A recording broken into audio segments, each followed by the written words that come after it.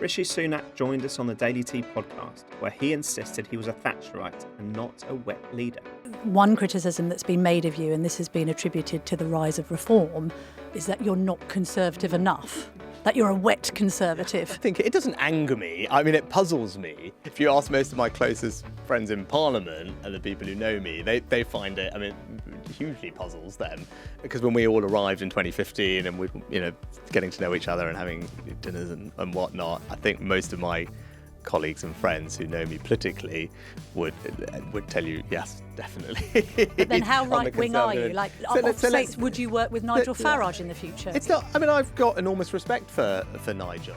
He also told us he's reunited with former foe Boris Johnson to see off the threat from Labour. Do you regret how it ended with Boris Johnson, and are you going to call him up to campaign with you? So when it comes to Boris, and I said it a lot during the summer, that I'm very proud of the things that we did together. But will you call him? Oh, we've been in touch, actually. Have you? Yeah, what, recently? Yeah, we were in touch just the other day, actually, talking about the risk that Starmer would pose to our country's security. And is he going to hit the campaign trail with you? He would do. Well, look, that's a question for him. He's a busy guy as well.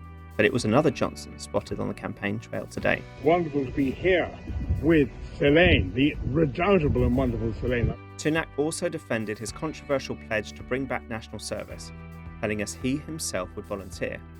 You'd imagine Nigel Farage would volunteer too, and today he made a big speech, despite not actually standing in the election. And you might have noticed that Angela Rayner yesterday was campaigning in her constituency, begging a group of Muslim leaders to please vote Labour. You'll have noticed not a single woman in the room.